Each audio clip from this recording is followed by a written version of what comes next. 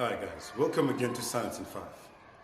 In this video we're going to look at how to apply Newton's laws of motion and how to calculate forces. Well, if you're going to practice how applying Newton's second law of motion and calculating forces, well, you've got to break up the questions into 5 different scenarios that are possible. Okay? I'm not saying this is the only way of doing it, but this is one of the ways you can visualize the questions that are asked at metric level. The first scenario that you must be ready to deal with is the horizontal plane. When there is motion in the horizontal plane, how do you apply Newton's laws of motion? How do you apply Newton's second law, F net equals ma? The second scenario, when there is motion on an inclined plane, what happens? We need to talk about the components of the weight, a parallel component and a perpendicular component of the weight.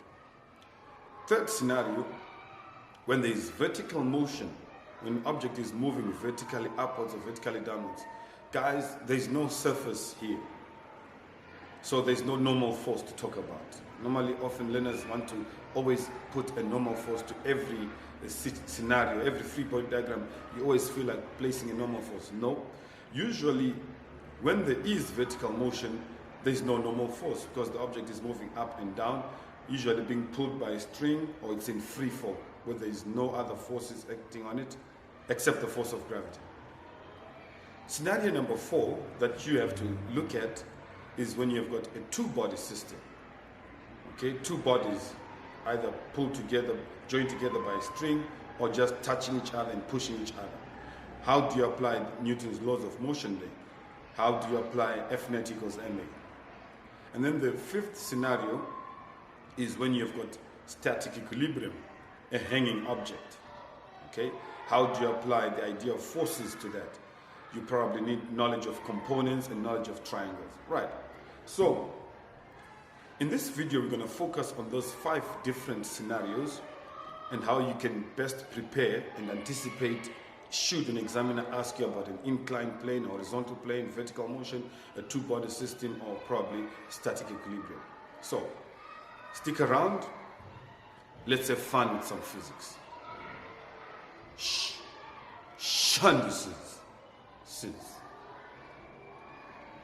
Hi guys. Okay, so in this example, we're looking at static equilibrium. We've got a box of mass 50 kg suspended by 2 ropes. The tension in the ropes are labeled T1 and T2. 1.1 says to us, the box is in equilibrium. Explain what this means. Well, for an object in equilibrium, this means that the net force acting on the box is 0. So, anytime we talk of equilibrium, it simply means the forces are balanced. They are producing a 0 resultant force. So that's another way of saying it. You could have said, well, the forces are balanced and they produce a 0 resultant force. So basically that's it. Okay. 1.21 says, draw the following. A labeled free body diagram showing all the forces acting on the box. 1.2, a closed vector diagram of all the forces acting on the box, labeled the interior angles.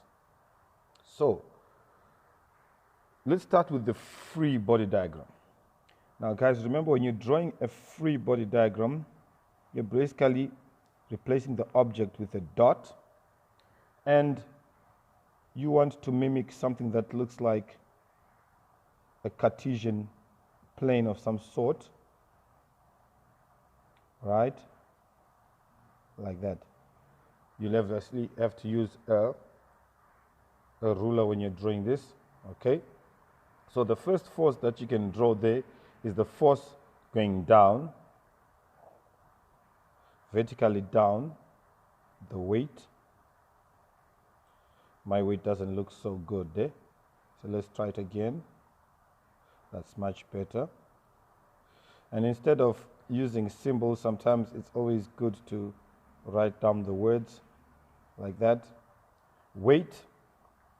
And then if I look, there's tension T1 going this way.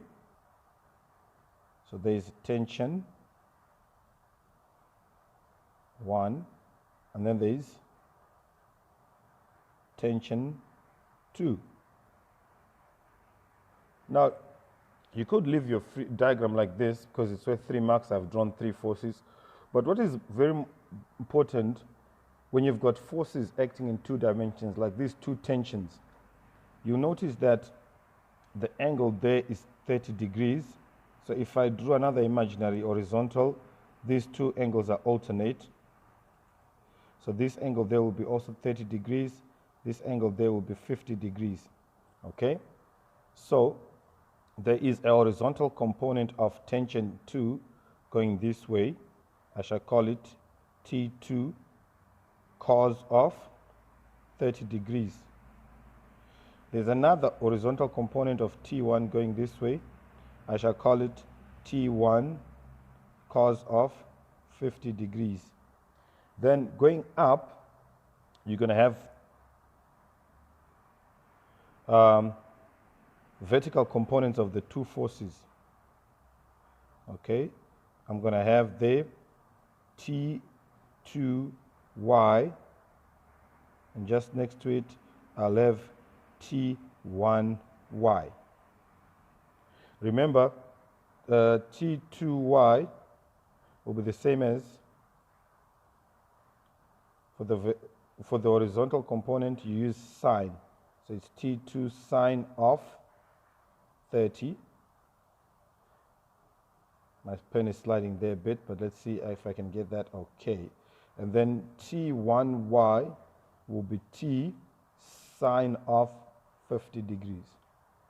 So notice for the horizontal components I've used cos, vertical I've used sine. As long as the angle is between the vector and the horizontal, that is the approach for components. All right. Now, so you could have simply drawn the 3 forces in red, but I always say add the components. It makes your life easy for calculations, as you'll soon see. Then a closed vector diagram. So the closed vector diagram, there are 2 possible diagrams that can be drawn. One, okay, both of them. Let's start with the weight going down. Now I can choose to draw from, after drawing the weight, I can choose to either draw T1 or T2. Notice the direction of tension 1. So tension 1 is going this way. That is T1. And that means T2 will be completing the diagram like that. And this will be my force Fg. Or alternatively, I can start by drawing T2 going that way. And then T1 goes that way. Now the next thing is the examiner has requested is that we label all the interior angles. In other words, put the values.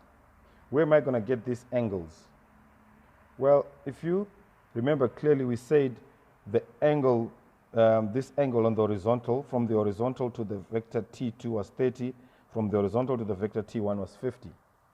If you draw in an imaginary vertical line there, you can have a right angle between the horizontal and the vertical. Okay? So which means, let me just shade that angle so that you don't see them, what I'm about to do. If this angle there is 50, what will this angle be? Well, that angle will have to be 40 degrees. If this one is 30, what will this angle be?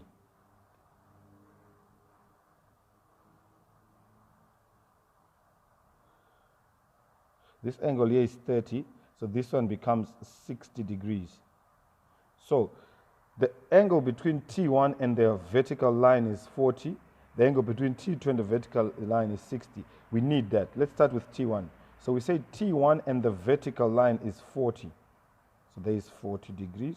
T1 and the vertical line, that's 40. Then we said T2 and the vertical line is 60. T2 and the vertical line is 60. T2 and the vertical line is 60. And I've not forgotten the FG. 60 plus 40 is 100. To get 180, you're remaining with this angle here, 80 degrees. Remain with that angle there, 80 degrees. Okay, that's it. So always start by drawing the vertical force going down the weight, then add all the other forces. Okay?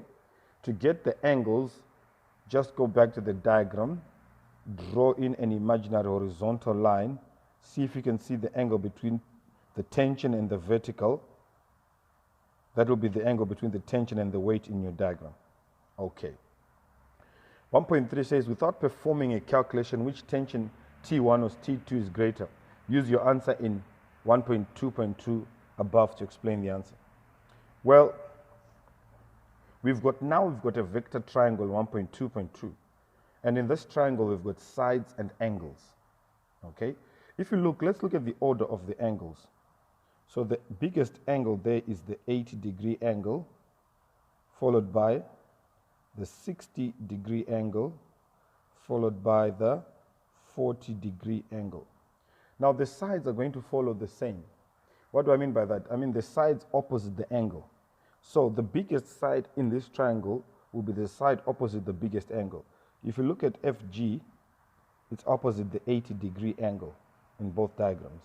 So FG is going to be the biggest side, followed by the side opposite 60, which is T1, followed by the side opposite 40, which is T2. So we can clearly see that T1 is greater than T2. Why? Because it's opposite larger angle. It's opposite larger angle in the diagram. That's it. You can see the order of the angles, 80 degrees, 60, 40. So the sides opposite those angles will also follow the same pattern. FG is the biggest side in this triangle. T2 is the smallest side in this triangle. So therefore, we can clearly see that tension T1 is greater than tension T2. Okay, now we're asked to calculate the magnitude of the tensions T1 and T2. So here we're going to use two methods. One of the methods is to use a component method. The other method we're going to use is triangles, involves the triangle diagram. Okay, so whenever you're solving equilibrium, these two, depending on the diagram that you draw, you can use a separate method. If you've drawn a free body diagram, you can basically use the component method because the free body diagram allows you to see the components. If you've drawn a triangle, then use the triangle. Now let's start with the component method. Now the component method simply says, if an object is in equilibrium, the sum of the components along a plane is equal to 0. Or the components in opposite directions are equal. So if I start by looking at the horizontal components, okay, I will discover that I've got T1 cos 50 and T2 cos 30. Those components are equal. T1 cos 50 should be equal to T2 cos 30 degrees. All right? So that is one of the equations I can make. I can't solve this equation because I have two unknowns, T1 and T2. I have to make up another equation. If I look at the vertical direction, the components there, or the forces that are acting along the vertical, should balance. I've got T1y and T2y adding up to balance the weight. So T1y is T1 sine of 50 plus T2 sine of 30. All of that is equal to weight, which is mg. And that can be my equation 2. Now, notice I've got two unknowns and two equations. How to solve them? Simultaneously. So let's make an equation 3. Equation 3, I'm going to make T1 the subject from equation 1. I'm going to say T1 is equal to T2 times what? Cos 30, divide both sides by cos 50. Now if I add on my calculator, cos 30 divided by cos 50, it gives me this number 1,3473 of T2. So this is now equation 3. So now I can substitute wherever there's T1, I can replace with that. Wherever there's T1, I can replace with 1,3473 T2. So all you have to do is sub 3 into 2. Now, we look at equation 2, it's T1 sine 50, but where there's T1, I'm replacing that with 1,3473 of T2 times the sine of 50 plus T2 sine 30 is a half of T2. The weight is the 50 times 9,8. Okay, let's simplify the left hand side. Okay, simplify 1,3473 times sine 50 plus half of that gives you all of this. These are all like terms, becomes 1,53209 of T2 equal to 490.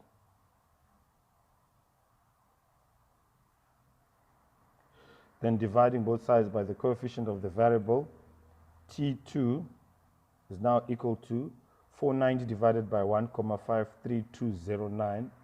You get 319,824 newtons. That's the tension T2. Now to get the tension T1 is easy. Just multiply the T2 times that by that number. So T1 is 1,3473 times 319,824. You get 430,90 rounded off to 2 decimal places. All right. So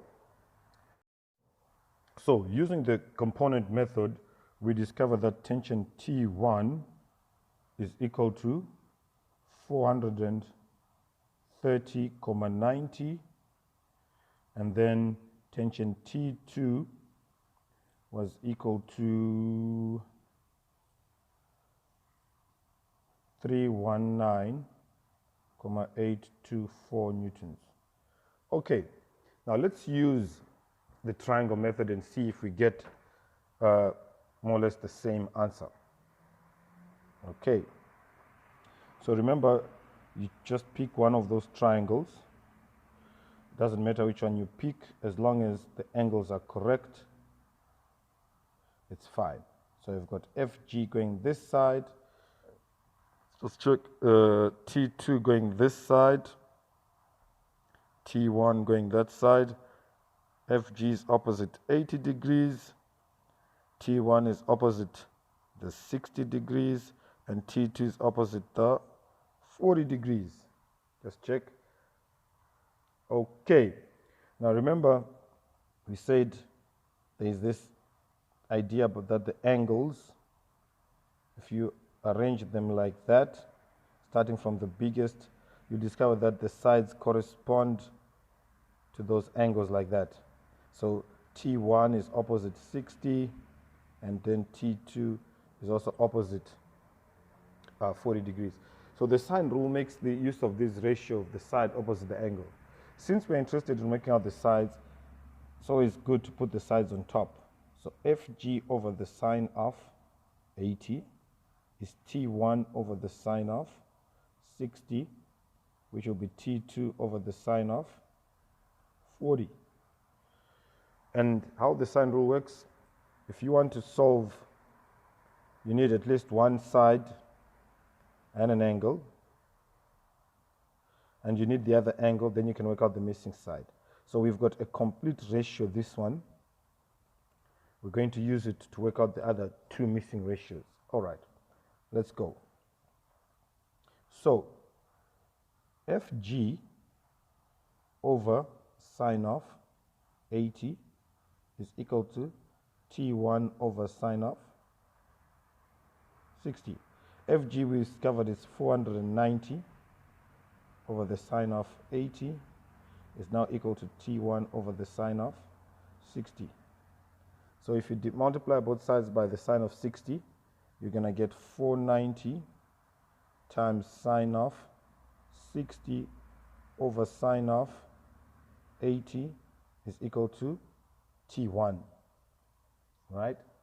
And then if you place that on a calculator, T1 is now equal to 430.90 newtons. Some learners say they prefer this method over the component method. It seems more straightforward. Look, whatever method works, if you've got the option of doing it this way, if the question allows it, then do it. Then to work out T2, we'll use the same ratio, T2 over sine 40, 490 over sine 80 is T2 over sine of 40. So you can multiply both sides by the sine of 40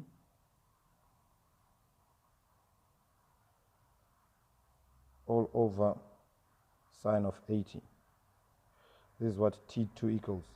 So you discover that T2 is now 319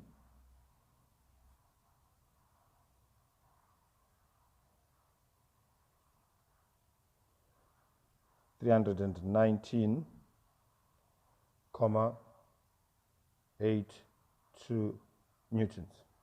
All right.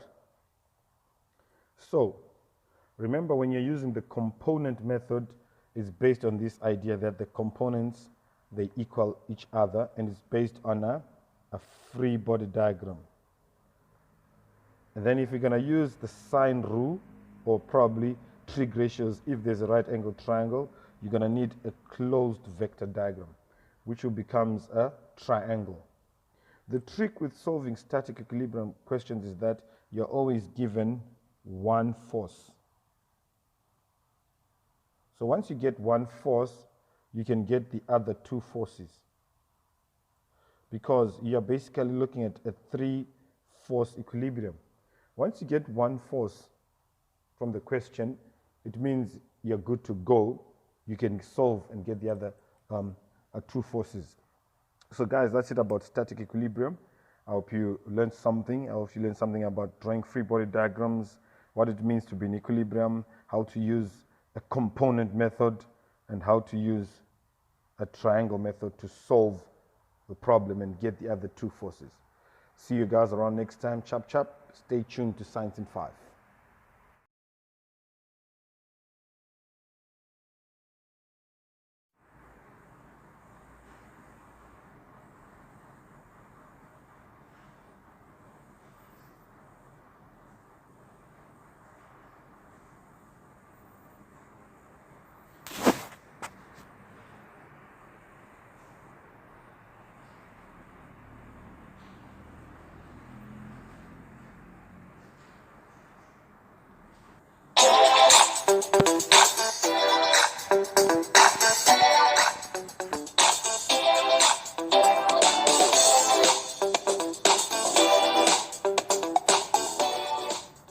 Hi guys, welcome to Science in 5.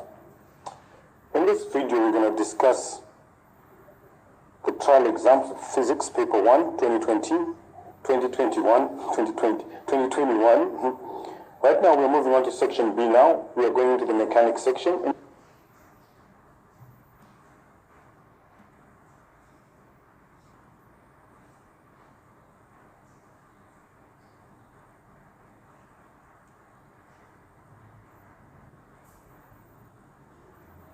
Hi guys, welcome to Science in 5.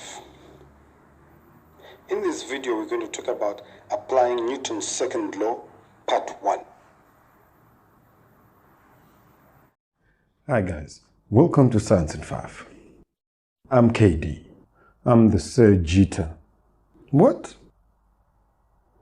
Yeah, there's nothing difficult about that. Simple equation, Sir plus Jeter equals Sir Jeter. Okay. In this video, we're going to discuss all the tips you need for your paper 2 physical sciences, the chemistry paper. Let's get to it.